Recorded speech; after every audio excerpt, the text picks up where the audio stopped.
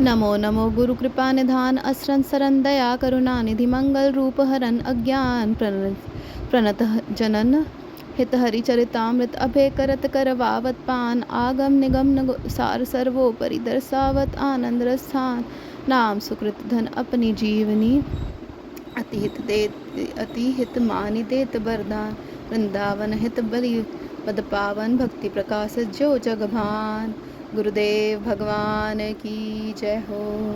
वृंदावनेश्वरी तवेव पदारविंदम प्रेमामृतैकमकरन्दर रसोघपूर्णं हृदयर्पितं मधुपते स्मरतापमुग्रं निर्वापयत् परम शीतलमाश्रयामि। हे वृंदावनेश्वरी, हे श्री राधे, एकमात्र प्रेमामृत रूपी पराग रस के प्रवाह से पूर्ण आपके चरण कमल का मैं आश्रय लेता हूँ, जो परम शीतल है और जो मधुपति श्री श्याम सुंदर के हृदय पर रखे जाने पर उनके तीव्र समरता प्रेम व्यथा को शांत कर देते हैं। वृंदावन धाम की जय, ब्रजवासियों की जय, गुरुदेव भगवान की जय, श्यामा श्याम की जय। अथैकोनत्रिंशोऽध्यायः। पुरंजनोपाख्यान का तात्पर्य। प्राचीन बर्हिरुवाच भगवंस्ते वचो समाभिर्नासं यग अवगम्यते कवयस्तद् विजानन्ति नावयं कर्ममोहिता।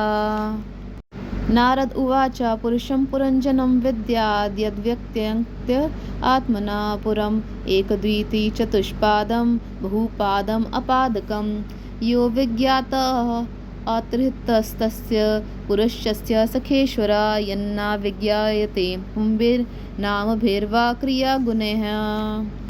यदा जिगृहि कृशान् पुरुषः कार्तसन्न्येन प्रकृतेर्गुणान् नवद्वारं द्विहस्तान् गृही तत्र मनुता साधव इति। बुद्धिं तु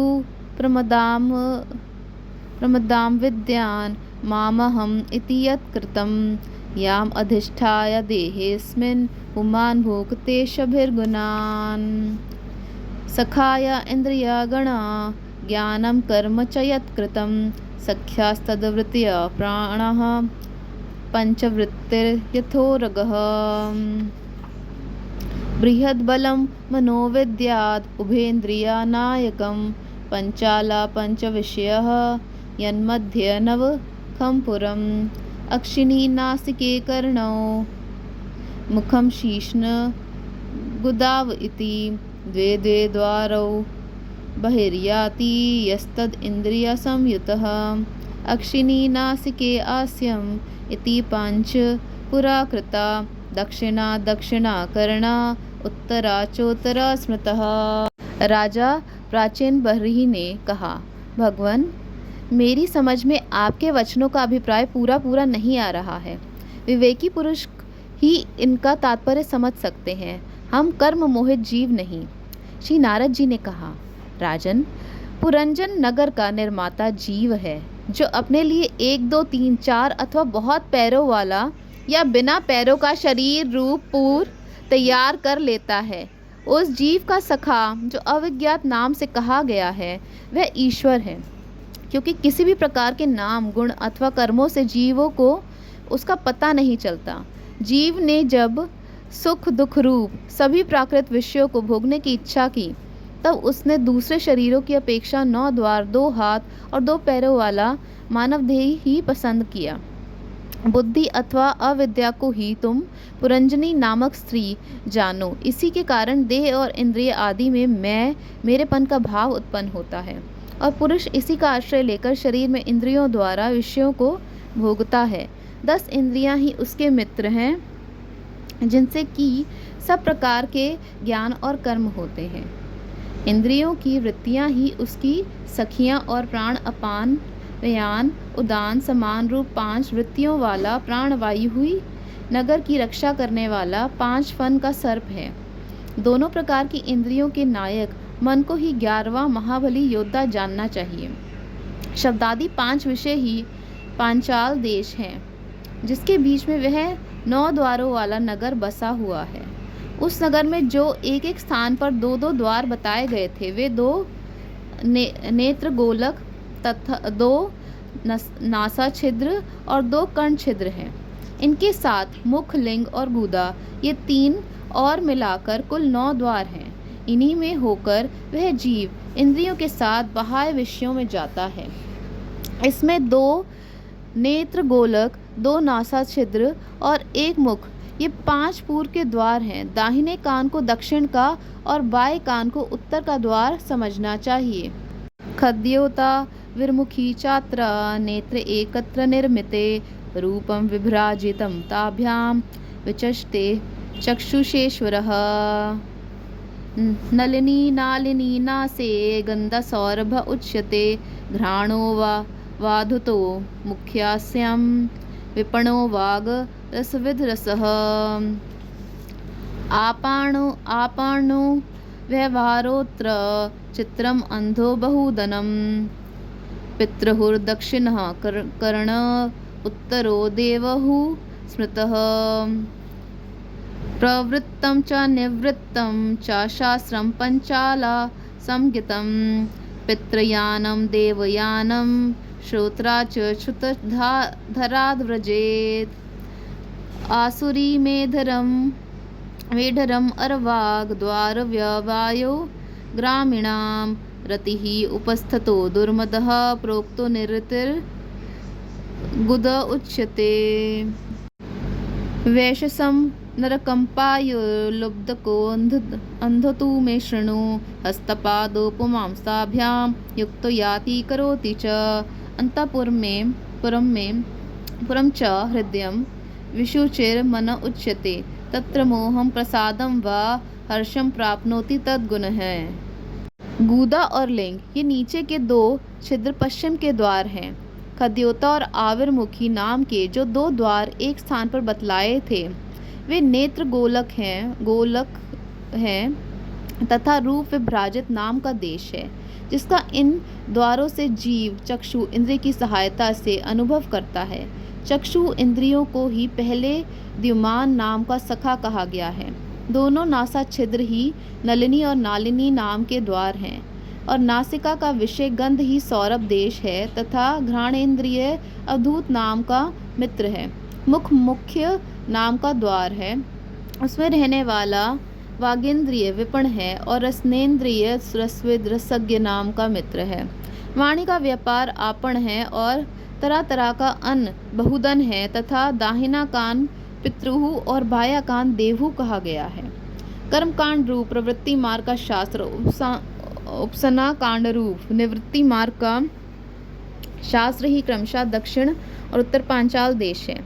इन्हें श्रवणेन्द्रिय रूप श्रुतधर की सहायता से सुनकर जीव क्रमशः पितृयान और देवयान मार्गों में जाता है। लिंग ही आसुरी नाम का पश्चिमी द्वार है। श्री प्रसंग ग्रामक नाम का देश है, और लिंग में रहने वाला उपस्थेंद्रिय दुर्मद नाम का मित्र है।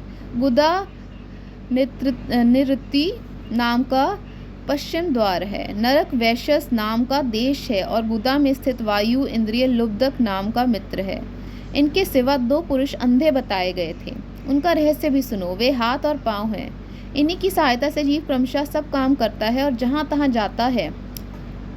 हृदय अंतःपुर है, उसमें रहने वाला मन ही विशुचीन नाम का प्रधान सेवक है।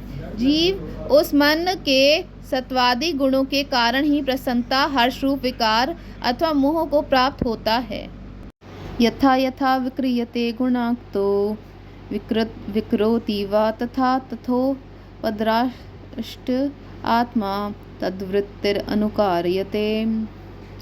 देहो रथस्त्व इंद्रियाश्वः संवत्सरारयो गतिः द्विकर्मा चक्रस्त्रिगुणः ध्वजा पंचाशु बन्धुरः मनोरश्मिर्बुद्धिसुतो हृन्नीडो द्वन्द्वकुबुरः पंचेन्द्रिया आर्था प्रेक्ष्पः सप्तधातुवरुत्थकः आकुतिर्विक्रमो बाह्यो मृगा तृष्णां प्रधावति एकादशेन्द्रिया चामु पंचसून विनोदकृत् संवत्सरश्चण्डवेगः कालो येनोपलक्ष्यतः तस्याहानिह गन्धर्वा गन्धर्व्यो रात्रयः स्मृतः हरन्त्य परिक्रान्तया षष्ट्य उत्तराषट्त्रयम् आधयो व्याधयस्तस्या सैनिका यवनाश्चरः भूतोपसर्गाशुरयः प्रज्वारो द्विविधो ज्वरः। बुद्धि राजमहिषी पुरंजनी जिस जिस प्रकार स्वप्नावस्था में विकार को प्राप्त होती है और जागृत अवस्था में इंद्रियादि को विकृत करती है, उसके गुणों से लिप्त होकर आत्मा जीव भी उसी रूप में उसकी वृत्तियों का अनुकरण करने को बाध्य होता है। यद्यपि वस्तुतः वह उनका निर्विकार साक्षी मात्र ही है, शरीर ही रथ है, उसमें ज्ञान इंद्रिय रूप 5 घोड़े जुते हुए हैं। देखने में संवत्सर रूप काल के समान ही उसका अप्रतिहत वेग है, वास्तव में वह गतिहीन है। पुण्य और पाप ये 2 प्रकार के कर्म ही उसके पहिए हैं। 3 गुण ध्वजा है, 5 प्राण डोरियां हैं, मन बाग डोर है, बुद्धि सारथी है, हृदय बैठने का स्थान है, सुख दुख आदि द्वंद्व जुड़े हैं, इंद्रियों के 5 विषय उसमें रखे हुए आयुध हैं और त्वचा आदि 7 धातुएं उसके आवरण हैं। 5 कर्मेंद्रियां उसकी 5 प्रकार की गति हैं। इस रथ पर चढ़कर रथी रूप यह जीव मृग तृष्णा के समान मिथ्या विषयों की ओर दौड़ता है। 11 इंद्रियां उसकी सेना है तथा 5 ज्ञानेंद्रियों के द्वारा उन इंद्रियों के विषयों को अन्यायपूर्वक ग्रहण करना ही उसका शिकार खेलना है। जिसके द्वारा काल का ज्ञान होता है वह संवत्सर ही चंडवेग नामक गंधर्वराज है। उसके अधीन जो 360 गंधर्व बताए गए थे वे दिन हैं और 360 गंधर्वियां रात्रि हैं। ये बारी बारी से चक्कर लगाते हुए मनुष्य की आयु को हरते रहते हैं। वृद्धावस्था ही साक्षात काल कन्या है, उसे कोई भी पुरुष पसंद नहीं करता। तब मृत्यु रूप यवन राज ने लोक का संहार करने के लिए उसे बहन मानकर स्वीकार कर लिया। आदि मानसिक कलेश और व्याधि रोग आदि शारीरिक कष्ट ही उस यवन राज के पैदल चलने वाले सैनिक हैं। प्राणियों को पीड़ा पहुंचाकर शीघ्र ही मृत्यु के मुख में ले जाने वाला शीत और उष्ण 2 प्रकार का ज्वर ही प्रज्वार नाम का उसका भाई है। एवं बहुविधेर दुखेर दैव भूतात्मा संभवे क्लिश्यमानः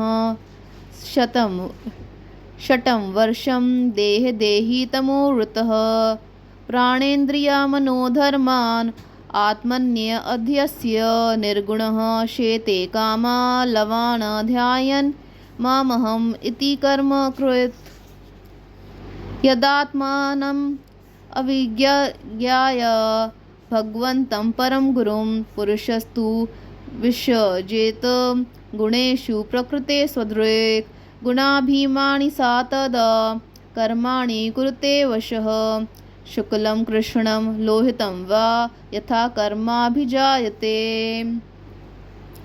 शुक्लात् प्रकाशाभूयिष्ठाल् लोकान् आपनोति कर्हिचित् दुःखोदरकान् क्रियाया सांश तमहा शोकोत्कटान् क्वचित् पुमान् क्वचित् च स्त्री क्वचिन्नो भयम् अंधधी देवो मनुष्यस्त्रियग्व यथा कर्म गुणं भवः चुत्परीतो यथा दीन साराम्यो गृहं गृहं चरन् विन्दन्ति यद्दिष्टं दण्डम् ओदनम् एव वा तथा कामाशयो जीव उचावच पथा ब्रह्मन् उपर्यो अधोवा मध्ये वा याति दिष्टं प्रिया प्रियं दुःखेषु एकतरणेनापि दैव भूतात्महेतुषु जीवस्य न व्यवच्छेदः स्यात् चेत तत् प्रतिक्रिया। इस प्रकार यह देह अभिमानी जीव अज्ञान से आच्छादित होकर अनेक प्रकार के आदि भौतिक, आध्यात्मिक और आदि दैविक कष्ट भोगता हुआ 100 वर्ष तक मनुष्य शरीर में पड़ा रहता है। वस्तुतः तो वह निर्गुण है, किंतु प्राण, इंद्रिय और मन के धर्मों को अपने में आरोपित कर मैं मेरेपन के अभिमान से बंध कर शूद्र विषयों का चिंतन करता हुआ तरह तरह के कर्म करता रहता है। यह यद्यपि स्वयं प्रकाश है, तथापि जब तक सबके परम गुरु आत्मस्वरूप श्री भगवान के स्वरूप को नहीं जानता, तब तक प्रकृति के गुणों में ही बंधा रहता है। उन गुणों का अभिमानी होने से वह विवश होकर सात्विक, राजस और तामस कर्म करता है तथा उन कर्मों के अनुसार भिन्न भिन्न योनियों में जन्म लेता है। वह कभी तो सात्विक कर्मों के द्वारा प्रकाश बहुल स्वर्गादि लोक प्राप्त करता है, कभी राजसी कर्मों के द्वारा दुख में रजोगुणी लोकों में जाता है, जहाँ उसे तरह तरह के कर्मों का क्लेश उठाना पड़ता है, और कभी तमोगुणी कर्मों के द्वारा शोक बहुल तमोमयी योनियों में जन्म लेता है। इस प्रकार अपने कर्म और गुणों के अनुसार देव योनि, मनुष्य योनि अथवा पशु पक्षी योनि में जन्म लेकर वह अज्ञानांध जीव कभी पुरुष, कभी स्त्री और कभी नपुंसक होता है। जिस प्रकार बेचारा भूख से व्याकुल कुत्ता दर दर भटकता हुआ अपने प्रारब्ध अनुसार कहीं डंडा खाता और कहीं भात खाता है, उसी प्रकार यह जीव चित्त में नाना प्रकार की वासनाओं को लेकर ऊंचे नीचे, मार्ग से ऊपर नीचे अथवा मध्य के लोकों में भटकता हुआ अपने कर्म अनुसार सुख दुख भोगता रहता है। आदि दैविक, आदि भौतिक और आध्यात्मिक, इन 3 प्रकार के दुखों में से किसी भी एक से जीव का सर्वथा छुटकारा नहीं हो सकता। यदि कभी वैसा जान पड़ता है तो वह केवल तत्कालिक निवृत्ति ही है। यथा ही पुरुषो भारम शीरसा गुरुम उद्वहन तम स्कंधेन साधते तथा सर्वा प्रतिक्रियः नैकान्ततः प्रतीकारः कर्मणाम कर्म केवलम द्वयम ह्य अविद्योपश्रितम स्वप्ने स्वप्ना इवानघ अर्थे ह्य अविद्यमानेऽपि संसृतिर्नानिवर्तते मनसा लिंगारूपेण स्वप्ने विचरतो यतः अथात्मानोऽर्थाभूतस्य यतो नर्था परंपरा संसृष्टिश तद व्यवच्छेदो भक्तया परमया गुरौ वासुदेवे भगवती भक्ति योग समाहिता सदृच्छेनेन वैराग्यम ज्ञानम च जनयिष्यति सोचिराद एव राजर्षे स्याद् अच्युत्य कथाश्रयः शृण्वतः श्रद्धानस्यः नित्यदा स्याद् अधीयत यत्र भागवत राजन् साधवो विषादाशयः भगवद्गुणानुकथन श्रवणाव्यग्र चेतसा तस्मिन् महान् मुखारीता मधुभीच चरित्रा पीयूषा शेष सरितः परितः स्रवन्तीता ये पिबन्त्य अवितृशो नृपागाढ कर्णेश तान्ना पृशन्त्य अशना त्रिद भयाशोका मोह। ऐसे ही हैं जैसे कोई सिर पर भारी बोझा ढोकर ले जाने वाला पुरुष उसे कंधे पर रख ले। इसी तरह सभी प्रतिक्रिया दुख निवृत्ति जाननी चाहिए। यदि किसी उपाय से मनुष्य एक प्रकार के दुख से छुट्टी पाता है तो दूसरा दुख आकर उसके सिर पर सवार हो जाता है। शुद्ध हृदय नरेंद्र, जिस प्रकार स्वप्न में होने वाला स्वप्नांतर उस स्वप्न से सर्वथा छूटने का उपाय नहीं है, उसी प्रकार कर्म फल भोग से सर्वथा छूटने का उपाय केवल कर्म नहीं हो सकता। क्योंकि कर्म और कर्मफल भोग दोनों ही अविद्या युक्त होते हैं। जिस प्रकार स्वप्नावस्था में अपने मनों में लिंग शरीर से विचरने वाले प्राणी को स्वप्न के पदार्थ ना होने पर भी भासते हैं, उसी प्रकार ये दृश्य पदार्थ वस्तुतः ना होने पर भी जब तक अज्ञान निद्रा नहीं टूटती बने ही रहते हैं और जीव को जन्म मरण रूप संसार से मुक्ति नहीं मिलती। अतः इनकी आत्यंतिक निवृत्ति का उपाय एकमात्र आत्मज्ञान ही है। राजन, जिस अविद्या के कारण परमार्थ स्वरूप आत्मा को यह जन्म मरण रूप अनर्थ परंपरा प्राप्त हुई है, उसकी निवृत्ति गुरु स्वरूप श्री हरि में सुदृढ़ भक्ति होने पर ही हो सकती है। भगवान वासुदेव में एकाग्रता पूर्वक सम्यक प्रकार से किया हुआ भक्ति भाव ज्ञान और वैराग्य का आविर्भाव कर देता है। राजऋषय, यह भक्ति भाव भगवान की कथाओं के आश्रित रहता है, इसलिए जो श्रद्धापूर्वक उन्हें प्रतिदिन सुनता या पढ़ता है उसे बहुत शीघ्र उसकी प्राप्ति हो जाती है। राजन, जहाँ भगवत गुणों को कहने और सुनने में तत्पर विशुद्ध चित्त भक्तजन रहते हैं और उस साधु समाज में सब और महापुरुषों के मुख से निकले हुए श्री मधुसूदन भगवान के चरित्र रूप शुद्ध अमृत की अनेकों नदियाँ बहती रहती हैं। जो लोग अतृप्त चित्त से श्रवण में तत्पर अपने कर्ण कुहरों द्वारा उस अमृत का छक कर पान करते हैं, उन्हें भूख प्यास भय शोक और मोह आदि कुछ भी बाधा नहीं पहुंचा सकते। एतेर उपद्रुतो नित्यम जीवलोकः स्वभावजय न करोति हरेर्नूनं कथामृत निधौ रतिम्। प्रजापति पति साक्षात् भगवान गिरीशो मनुः दक्षदयः प्रजाध्यक्ष नैष्ठिकः सनकादय मरीचिर अत्र्य अंगीरसौ पुलस्त्या पुलः क्रतुः भृगुर्वसिष्ठ इति एते मदन्ता ब्रह्मवादिनः। अद्यापि वाचस्पत्यस् तपो विद्या समाधिभिः पश्यन्तोऽपि न पश्यन्ति पश्यन्तं परमेश्वरम्। शब्द ब्रह्मणि दुष्पारे चरन्त उरुविस्तरे मन्त्रालिङ्गैर् व्यवच्छिन्नं भजन्तो न विदुः परम्। यदा यस्यानुगृह्णति भगवान् आत्मा भावितः सा जहाति मतिं लोके वेद च परिनिष्ठितम्। तस्मात् कर्मसु भरिष्मन् अज्ञानानाद् अर्थकाशिषु मार्था दृष्टिं कृतः श्रोत्र स्पर्शिष्व अस्पृष्ट वस्तुषु समलोकं न विदुषते वै यत्र देवो जनार्दन आहुर्धूम्रधियो वेदं सकर्मकम् अतद्विदः। आस्तिर्यादर्भे प्राग् आग्रहे कार्त्स्न्येन क्षितिमण्डलं शब्दो बृहद् वधानमानि कर्म नावेशी यत्परं तत्कर्म हरितोषं यत् सविद्यतान्मतिर्यया।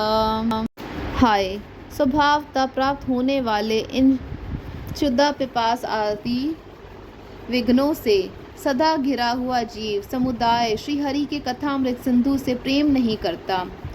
साक्षात प्रजापतियों के पति ब्रह्मा जी, भगवान शंकर, स्वयंभू मनु, दक्षादि प्रजापति गण, सनकादि नैष्ठिक ब्रह्मचारी, मरीचि, अत्रि, अंगीरा, पुलस्त्य, पुलह, क्रतु, भृगु, वशिष्ठ और मैं, ये जितने ब्रह्मवादी मुनिगण हैं, समस्त वांग्मय के अधिपति होने पर भी तप, उपासना और समाधि के द्वारा ढूंढ कर हार गए, फिर भी उस सर्व साक्षी परमेश्वर को आज तक न देख सके।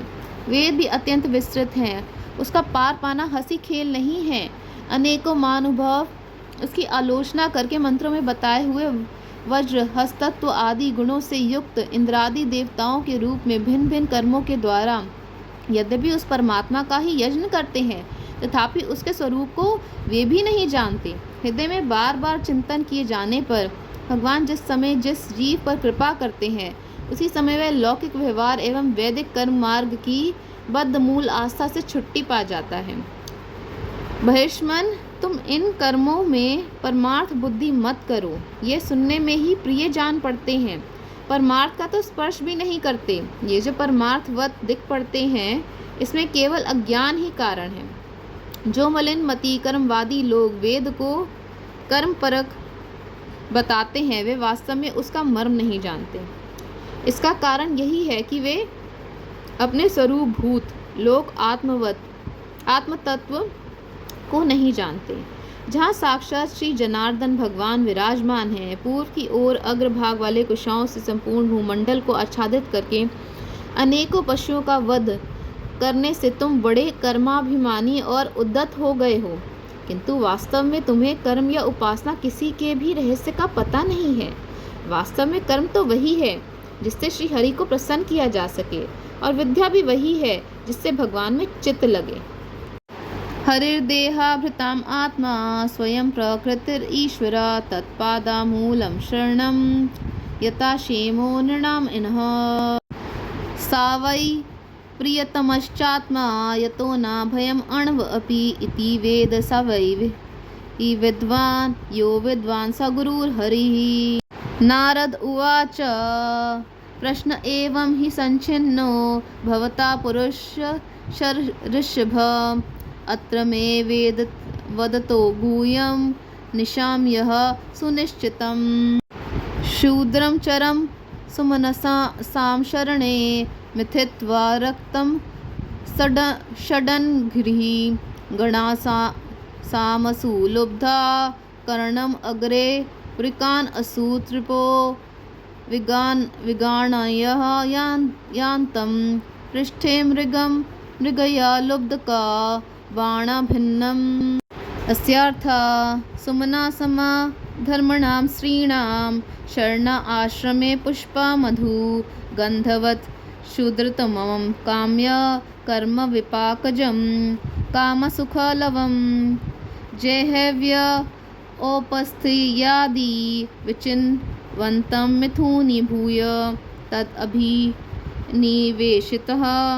मनसं षडाङ्घ्रि गण सामगीत वद अतिमनोहर वनितादि जनालापेष्व अतीतराम अतिप्रलोभित कर्णम् अङ्गरे वृकायुथवद् आत्मना आयुर्हर्तो होरात्रान्तान् काललव विशेषान् अविगणया गृहेषु।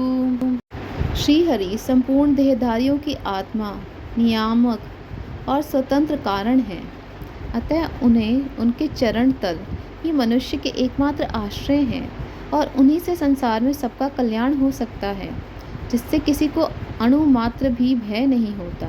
वही उसका प्रियतम आत्मा है।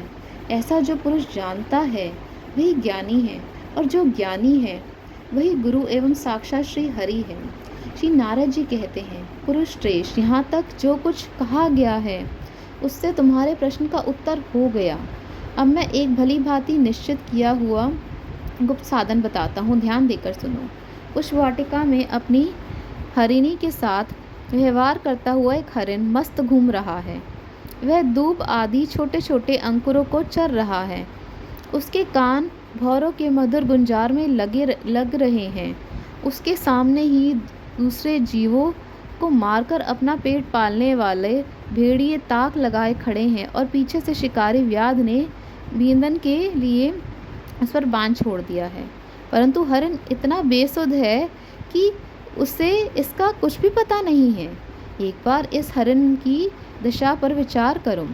राजन, इस रूपक का आशय सुनो। यह मृत्यु प्राय हरिण तुम ही हो। तुम अपनी दशा पर विचार करो। पुष्पों की तरह ये स्त्रियां केवल देखने में सुंदर हैं। इन स्त्रियों के रहने का घर ही पुष्प वाटिका है। इसमें रहकर तुम पुष्पों के मधु और गंध के समान शूद्र सकाम कर्मों के फल स्वरूप जीव और ज्ञान जनेंद्रिय को प्रिय लगने वाले भोजन और स्त्री संग आदि तुच्छ भोगों को ढूंढ रहे हो। स्त्रियों से घिरे रहते हो और अपने मन को तुमने उन्हीं में फंसा रखा है। स्त्री पुत्रों का मधुर भाषण ही भौरों का मधुर गुंजार है। तुम्हारे कान में उसी में अत्यंत आसक्त हो रहे हैं। सामने ही भेड़ियों के झुंड के समान काल के अंश दिन और रात तुम्हारी आयु को हर रहे हैं, परंतु तुम उनकी कुछ भी परवाह न कर गृहस्थी के सुखों में मस्त हो रहे हो। तुम्हारे पीछे गुपचुप लगा हुआ शिकारी काल अपने छिपे हुए बाण से तुम्हारे हृदय को दूर से बींध डालना चाहता है।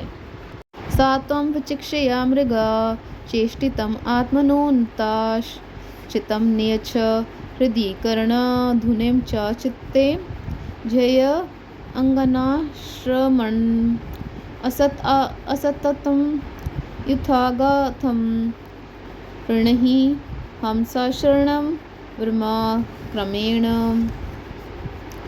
राजोवाच श्रुतम् अन्वीक्षितं ब्रह्मण भगवान् यद् अभाषत नैतज्जानन्त्यः उपाध्यायः किं न ब्रूयुर्विदुर्यदि। संशयोऽत्र तु मे विप्र सञ्छिन्नस्तत् कृतो महान् रश्यापि हि मुह्यन्ति यत्र नेन्द्रियवृत्तयः।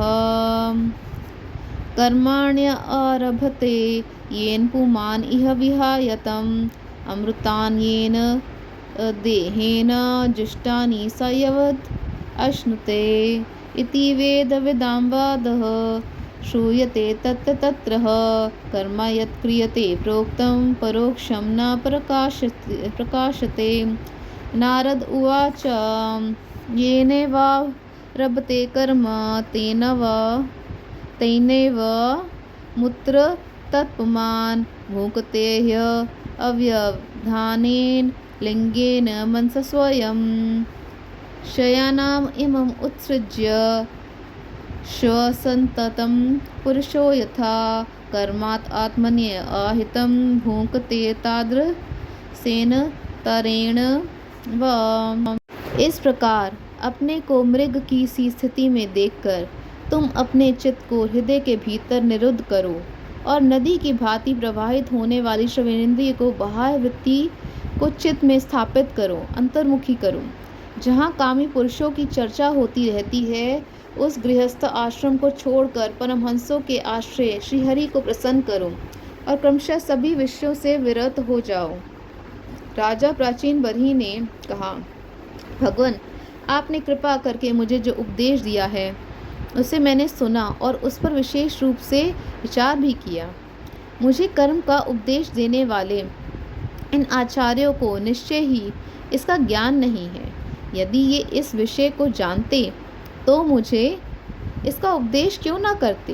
विप्रवर, मेरे उपाध्यायों ने आत्म तत्व के विषय में मेरे हृदय में जो महान संशय खड़ा कर दिया था उसे आपने पूरी तरह से काट दिया।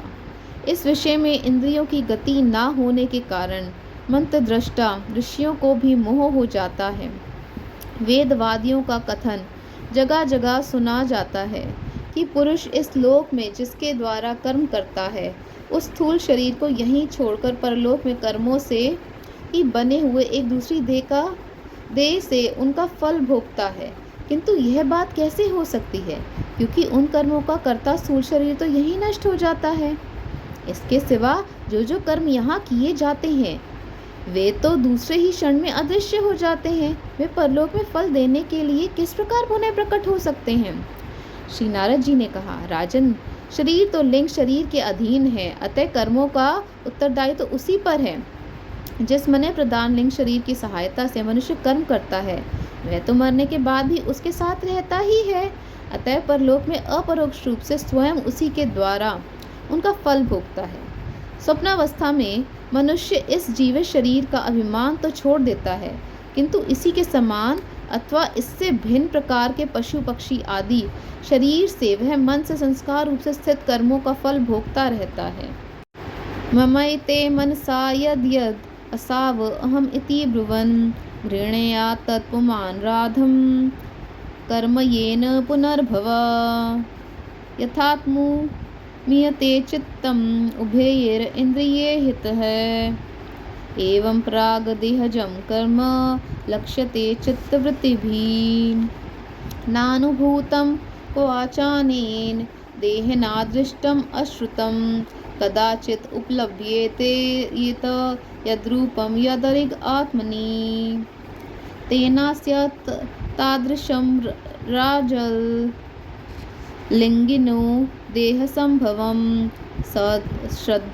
श्रद्धात् स्वानानुभूतोऽर्थो न मनः स्पृष्टम् अर्हति। मन एव मनुष्यस्य पूर्वरूपाणि संशति भविष्यतश्च च भद्रं ते तथैव न भविष्यतः। अदृष्टम् अश्रुतं चात्र क्वचिन् मनसि दृश्यते यथा तथानु मंतव्यं देशकालक्रियाश्रयम्।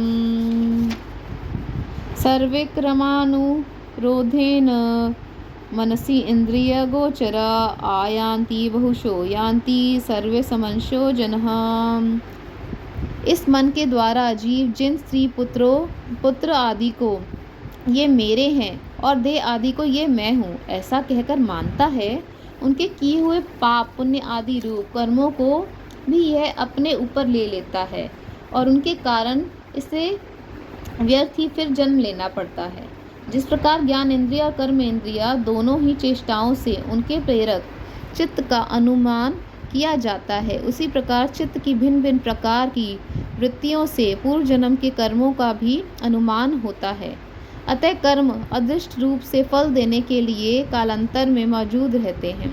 कभी कभी देखा जाता है कि जिस वस्तु का इस शरीर से कभी अनुभव नहीं किया, जिसे ना कभी देखा ना सुना ही, उसका स्वप्न में वह जैसी होती है वैसा ही अनुभव हो जाता है। राजन, तुम निश्चय मानो कि लिंग देह के अभिमानी जीव को उसका अनुभव पूर्व जन्म में हो चुका है, क्योंकि जो वस्तु पहले अनुभव की हुई नहीं होती उसकी मन में वासना भी नहीं हो सकती। राजन, तुम्हारा कल्याण हो।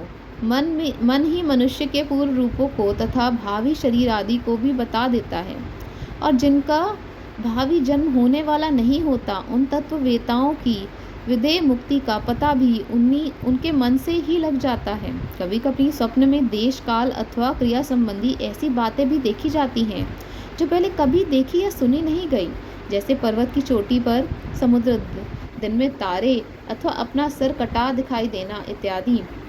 इनके दिखने में निद्रा दोष को ही कारण मानना चाहिए। मन के सामने इंद्रियों से अनुभव होने योग्य पदार्थ ही भोग रूप में बार बार आते हैं और भोग समाप्त होने पर चले जाते हैं। ऐसा कोई पदार्थ नहीं आता जिसका इंद्रियों से अनुभव ही ना हो सके। इसका कारण यही है कि सब जीव मन सहित हैं। सत्वैक निष्ठे मनसी भगवत पार्श्ववर्तिनी तमश्चंद्र मसी वेदम उप्रज्य उभासते। नाहं नमेति भावोऽयं पुरुषे व्यवधीयते यावद् बुद्धिमनोक्षार्थ गुणाव्यूहो ह्य अनादिमान्। सुप्तिमूर्छो पतापेषु प्राणायन् विगतः ततः नेहते हम इति ज्ञानं मृत्यु पराज वरायोरपि। गर्भे बाल्ये अपोषौ कल्याद् एकादशाविधं तदा लिंगं न दृश्यते योनः कुवां चंद्रमसो यथा। अर्थे ह्य अविद्यमाने पीशं श्रुतिर्न निवृत्तते ध्यायतो विषयान् अस्य स्वप्नेनार्थागमो यथा। एवं पंचविधं लिंगं त्रिवृच्छोदशा विस्तृतम् एषा चैतन्या युक्तो जीव इत्यभिधीयते। अनेन पुरुषो देहान् उपादते विमुञ्चति हर्षं शोकं भयं दुःखं सुखं चानेन विन्दति। साधारणतया तो सब पदार्थों का क्रमशः ही भान होता है, किंतु यदि किसी समय भगवान चिंतन में लगा हुआ मन विशुद्ध सत्व में स्थित हो जाए तो उसमें भगवान का संसर्ग होने से एक साथ समस्त विश्व का भी भान हो सकता है। जैसे राहु दृष्टि का विषय ना होने पर भी प्रकाशात्मक चंद्रमा के संसर्ग में से दिखने लगता है। राजन, जब तक गुणों का परिणाम एवं बुद्धि, मन, इंद्रिय और शब्दादि विषयों का संघात यह अनादि लिंग देह बना हुआ है, तब तक जीव के अंदर स्थूल देह के प्रति मैं, मेरा भाव का अभाव नहीं हो सकता। सुषुप्ति, मूर्छा, अत्यंत दुख तथा मृत्यु और तीव्र ज्वर आदि के समय भी इंद्रियों की व्याकुलता के कारण मैं और मेरेपन की स्पष्ट प्रतीति नहीं होती, किंतु उस समय भी उनका अभिमान तो बना ही रहता है। जिस प्रकार अमावस्या की रात्रि में चंद्रमा रहते हुए भी दिखाई नहीं देता, उसी प्रकार युवावस्था में स्पष्ट प्रतीत होने वाला यह एकादश इंद्रिय विशिष्ट लिंग शरीर गर्भावस्था और बाल्यकाल में रहते हुए भी इंद्रियों के का पूर्ण विकास न होने के कारण प्रतीत नहीं होता। जिस प्रकार स्वप्न में किसी वस्तु का अस्तित्व न होने पर भी जागे बिना स्वप्न जनित अनर्थ की निवृत्ति नहीं होती, उसी प्रकार संसारिक वस्तुएं यद्यपि असत हैं तो भी अविद्यावश जीव उनका चिंतन करता रहता है, इसलिए उनका जन्म मरण रूप संसार से छुटकारा नहीं हो पाता। इस प्रकार पंच तन्मात्राओं से बना हुआ तथा 16 तत्वों के रूप में विकसित हुआ यह त्रिगुणमय संघात ही लिंग शरीर है। यही चेतना शक्ति से युक्त होकर जीव कहा जाता है। इसी के द्वारा पुरुष भिन्न भिन्न देहों को ग्रहण करता और त्यागता है तथा इसी से उसे हर्ष, शोक, भय, दुख और सुख आदि का अनुभव होता है।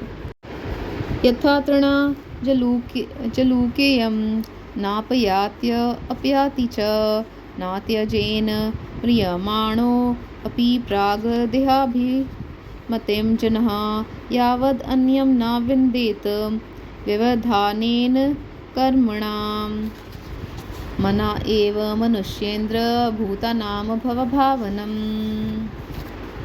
यदा शैष चरितान् ध्यायन् कर्माण्य अचिनुते सकृत सति कर्मण्य अविद्यायां बन्धकर्मण्य अनात्मनः अतस्तद् अपवादार्थं भजा सर्वात् आत्मना हरिं पश्यंस्तद् आत्मकं विश्वं स्थित्य उत्पत्त्य अप्ययायतः। मैत्रेय उवाच भागवता मुख्यो भगवान् नारदो हंस्योर्गतिं प्रदर्श्य ह्य अमुम् आमन्त्र्य सिद्धलोकं ततो गमत्। प्रच्छन्नाभरहिराजृषिः प्रजा सर्गाभिरक्षणे आदिश्य पुत्रान् अगमत् तपसि कपिल आश्रमम्। तत्रैकाग्रमनाधीरो गोविन्दाचरणाम्बुजं विमुक्तासङ्गो नुभजन् भक्त्या तत् साम्यताम् अगात्। एतद् अध्यात्मापरोक्ष्यं गीतं देव ऋषीणानाघ यः श्रवयेद् यः शृणुयात् सालिङ्गेन विमुच्यते। एतन्मुकुन्द यशसः भुवनं पुनानं देवऋषिवर्य मुखानि ह्यस्रम् आत्मा शौचं यः कीर्तयमानम् अधिगच्छति पारमेष्ठ यमुनास्मिन् भवे भ्रमति मुक्ता समस्ता बंधा। जिस प्रकार जोंक जब तक दूसरे तृण को नहीं पकड़ लेती तब तक पहले को नहीं छोड़ती, उसी प्रकार जीव मरण काल उपस्थित होने पर भी जब तक देहारंभ कर्मों की समाप्ति होने पर दूसरा शरीर प्राप्त नहीं कर लेता तब तक पहले शरीर के अभिमान को नहीं छोड़ता।